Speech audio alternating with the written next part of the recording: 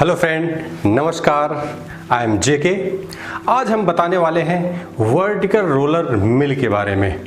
कैसे मटेरियल की ग्राइंडिंग की जाती है, उसका वर्किंग प्रिंसिपल क्या है, उसका एडवांटेज क्या क्या है, कौन कौन से पार्ट यूज होते हैं वर्टिकल रोलर मिल में, क्लासीफायर का क्या अहम रोल होता है, टेबल का क्या अहम रोल होता है, रोटर का मूवमेंट कैसे होता है, इस सारा डिटेल दोस्त आज हम कवर करने वाले हैं वर्टिकल रोलर मिल के बारे में। चलिए स्टार्ट करते हैं।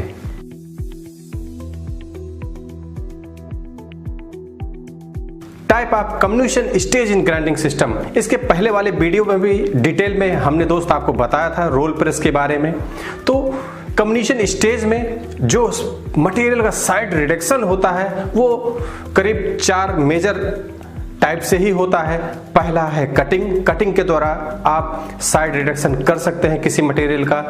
दूसरा है कि आप इम्पैक्ट के द्वारा किसी मटेरियल का साइड रिडक्शन कीजिए। हैमर से किसी स्टोन का जब आप तोड़ते हैं तो वो इम्पैक्ट के द्वारा ब्रेक होता है। तीसरा है अगर आप एक्सट्रूजन के द्वारा मटेरियल का साइड रिडक्शन करते हैं घर्षण के द्वारा। और चौथा है कंप्रेशन।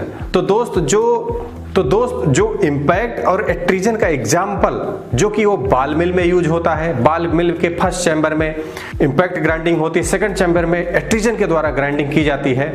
रोल प्रेस में कंप्रेशन के द्वारा ग्राइंडिंग किया जाता है, साइड डायरेक्शन होता है मटेरियल का। और वर्टिकल रोलर मिल में एक्सट्रूजन और कंप्रेशन का यूज करके मटेरियल का साइड डायरेक्शन किया जाता है। तो दोस्त वर्टिकल रोलर मिल में इसके पहले भी वीडियो में हमने इसका सर्किट के बारे में बताया था कि मटेरियल जो फीड होगा वर्टिकल रोलर मिल में वो कांस्टेंट फीड से होना चाहिए, अन्यथा अनवांटेड वाइब्रेशन क्रिएट होगा ड्यूरिंग ग्राइंडिंग प्रोसेस। तो कांस्टेंट फीड रेट से वेव फीडर से फीड बेल्ट कन्वेयर पे मटेरियल को लिया जाता है। फिर फीड बेल्ट कन्वेयर के बाद में मटेरियल को डिस्चार्ज किया जाता है रोटरी एयरलॉक के थ्रू मिल के इनसाइड में। मिल के इनलेट पे रोटरी एयरलॉक लगाना बहुत जरूरी है, जो कि वो सेपरेट करता है कि फॉल्स एयर इनसाइड में ना जाए। मटेरियल की एंट्री होनी चाहिए मिल के इनसाइड में। इन्वायरमेंट का फॉल्स एयर इनसाइड मिल में नहीं जाना चाहिए, क्योंकि दोस्त जो भी वर्टिकल रोलर मिल होता है वो एज ए क्लोज सर्किट होता है। मिल के आउटलेट में आईडी फैन लगे रहते हैं जो कि प्रॉपर सक्शन मेंटेन करता है मिल के आउटलेट में। जो मैक्सिमम साइज होता है मटेरियल का वो 5 to 8% टेबल डायमीटर के हिसाब से होता है। तो रोटरी एयरलॉक इंश्योर करता है कि मटेरियल की एंट्री मिल में हो विदाउट फॉल्स एयर।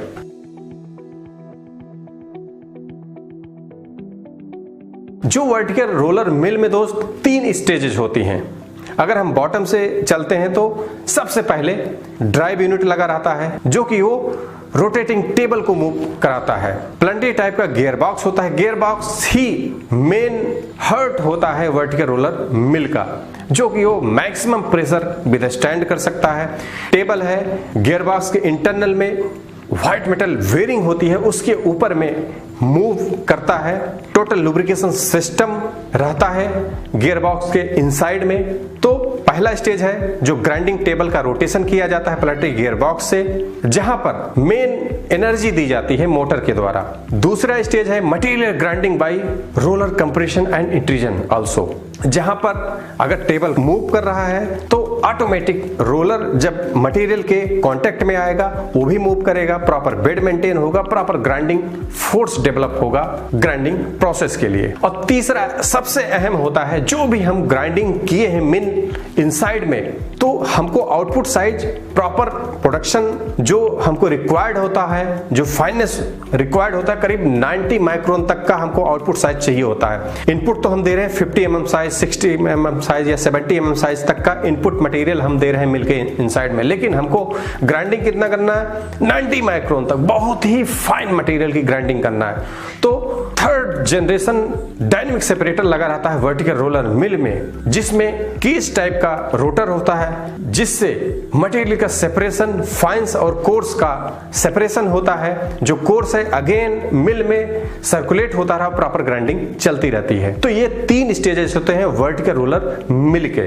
दोस्त जो वर्किंग प्रिंसिपल है वर्टिकल रोलर मिल का बहुत ही सिंपल है। टेबल रोटेट कर रहा है, रोलर जो कि उसका इटसेल्फ 4 to 5 टन तक का वेट होता है और इसको होल्ड करने के लिए हाइड्रोलिक सिस्टम रहता है, कंप्रेशन सिस्टम रहता है।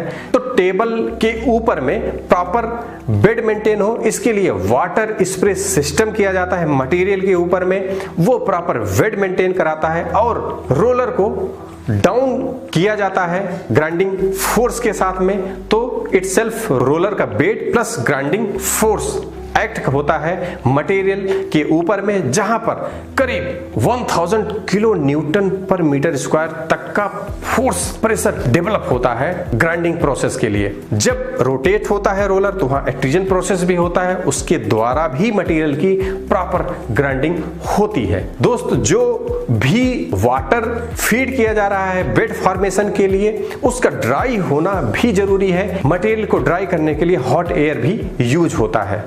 तो आप देख सकते हैं मटेरियल फ्लो है। अगर मान लीजिए दोस्त ये रॉ मिल सर्किट है, वहां पर जो हॉट एयर लिया जाता है वो प्रीहीटर से लिया जाता है। प्रीहीटर से हॉट एयर मिल इनलेट डक्ट से होता हुआ मिल के इनसाइड में एंट्री करता है।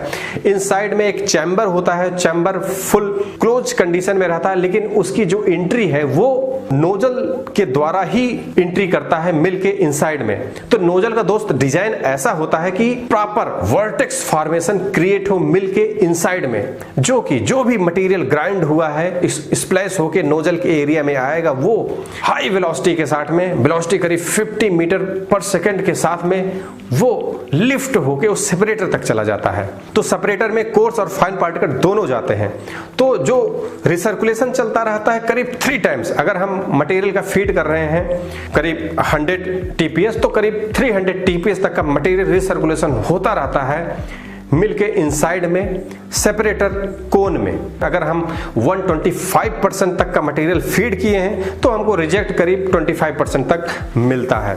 और जो मटेरियल एक्युमुलेट रहता है टेबल के ऊपर में तो वो करीब 3000% तक रहता है। तो मतलब हम 125% फीड कर रहे हैं, लेकिन टेबल के ऊपर में 3000% तक मटेरियल रहता है। प्रॉपर ग्राइंडिंग चलती रहती है हॉट एयर के साथ में, नोजल के साथ में, वर्टेक्स फॉर्मेशन के साथ में मटेरियल सेपरेटर तक जाता रहता है और प्रॉपर ग्राइंडिंग इनसाइड में होती रहती है। सेपरेटर में प्रॉपर फाइननेस के साथ में उसका आरपीएम कंट्रोल करके हमको जितना रिक्वायर्ड आउटपुट चाहिए वो मिलता रहता है, क्योंकि मिल के आउटलेट में आईडी फाइन लगे रहते हैं, वो उसी के द्वारा जितना भी फाइन से कलेक्ट करके साइक्लोन में लिया जाता है। और जो फर्दर साइक्लोन की जितनी एफिशिएंसी रही है तो साइक्लोन में कलेक्ट हो जाता है। अगर 5-6% तक रहता है वो आरएवीएच में कलेक्ट होता है। अगर वही सीमेंट एप्लीकेशन के लिए करते हैं तो सीमेंट मिल में मिल आउटलेट में ही बैग हाउस होता है, साइक्लोन होता है, उसी में जो प्रोडक्ट है उसको कलेक्ट किया जाता है। तो ये दोस्त मटेरियल फ्लो रहता है मिल के इनसाइड में। तो दोस्त जो टेबल और रोलर का डिजाइन होता है उसमें यूज होता है सेगमेंटेड लाइनर। दोस्त जो मेरा एक्सपीरियंस रहा एफ्लेस वाले जनरली सेगमेंटेड टाइप के ही लाइनर यूज करते हैं, चाहे वो टेबल में हो चाहे वो रोलर में है, जो कि इजीली रिप्लेस किया जा सकता है। अगर मान लीजिए बियर रेट उसका बढ़ गया है तो इमीडिएट बोल्टेड टाइप के डिजाइन का रहता है, वो आप एट ए सर्टेन इंटरवल आप चेंज कर दीजिए। जो मटेरियल रहता है हाई क्रोम का रहता है और सिंटर कास्ट लाइनर भी यूज होता है, जिससे कि हायर लाइफ मिलता है लाइनर का। तो टेबल और रोलर दोनों सेगमेंटेड टाइप के भी होते हैं। अगर मान लीजिए लोसे है और फाइफर है, सिंगल पीस में रोलर और टेबल का डिजाइन होती है। अगर मान लीजिए रोलर और टेबल का बियर रेट बहुत ज्यादा बढ़ गया है, उसको प्रॉपर हार्ड फेसिंग करके अगेन वियर पोर्शन का बिल्डअप कर लेते हैं और फिर रेडी हो जाता है लाइनर प्रॉपर ग्राइंडिंग पर्पज के लिए। तो इसमें आप देख सकते हैं रोलर है, टेबल है, टॉर्क आर्म है जो कि वो होल्ड करके रखता है रोलर मूवमेंट को, पुल रॉड है जो कि हेल्प करता है रोलर को अप डाउन करने में, नाइट्रोजन सिलेंडर है, प्लेनेटरी टाइप का गियर बॉक्स है। Hydraulic system of vertical roller mill. Hydraulic system बहुत ही अहम रोल अदा करता है ग्राइंडिंग प्रोसेस में। तो हाइड्रोलिक सिस्टम के डिजाइन ऐसा होना चाहिए कि मिल में प्रॉपर ग्राइंडिंग हो, वाइब्रेशन ना हो। मान लीजिए कोई पावर फेलियर होता है तो रोलर का टेंडेंसी ऐसे होना चाहिए वो इमीडिएट अप हो जाए। मान लीजिए कोई फॉरेन पार्टिकल आ गया, ग्राइंडिंग प्रेशर सडन, अगर 80 बार का प्रेशर सेट है, 100 बार 150 बार सडन चला गया तो इमीडिएट प्रोपोर्शनेट वाल्व ऑन होके इमीडिएट रोलर अप हो जाए। ये सारी सुविधा होनी चाहिए हाइड्रोलिक सिस्टम में और ये सुविधा होती भी है।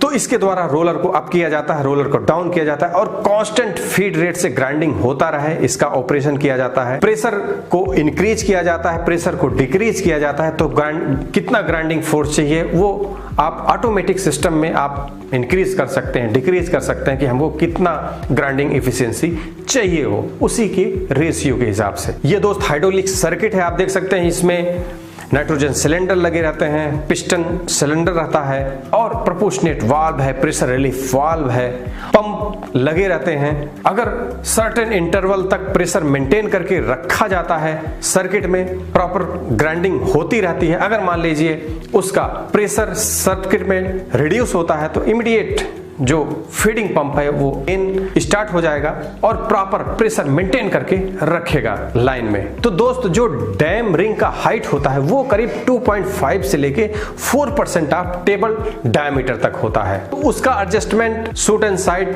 किया जाता है। नोजल है, डैम रिंग है और आर्मर रिंग है।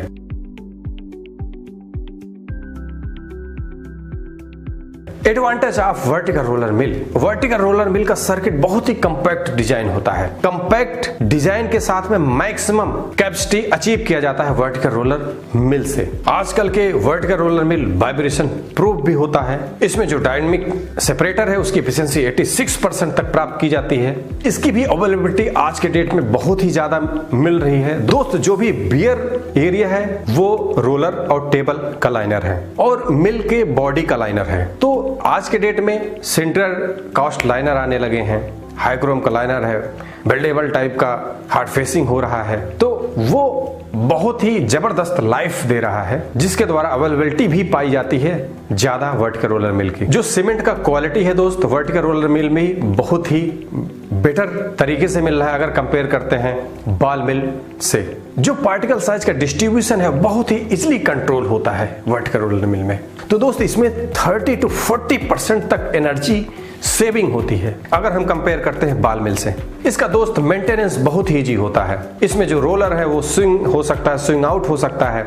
इजीली रोलर को हम बाहर ले सकते हैं, उसका तरीके से लाइनर चेंज कर सकते हैं। अगर बेयरिंग डैमेज हो गया तो बेयरिंग चेंज कर सकते हैं। तो इसका ये आज के डेट में मेंटेनेंस फ्रेंडली भी वर्टिकल रोलर मिल बनने लगे हैं। दोस्त इसके बारे में हम और भी वीडियो बनाएंगे, कैसे बियर मेजरमेंट लिया जाता है रोलर का, टेबल का, कैसे हार्ड फेसिंग किया जाता है रोलर और टेबल का, इसमें कौन कौन सा प्रॉब्लम आते हैं, हाइड्रोलिक सिस्टम में कौन कौन सा प्रॉब्लम आता है ड्यूरिंग ऑपरेशन। इस सारा वीडियो दोस्त हम आपको बताने वाले हैं। आशा करते हैं दोस्तों आज आपको अच्छी खासी जानकारी हासिल हुई होगी। अगर आपको दोस्त ये वीडियो पसंद आया हो लाइक और शेयर जरूर कीजिएगा।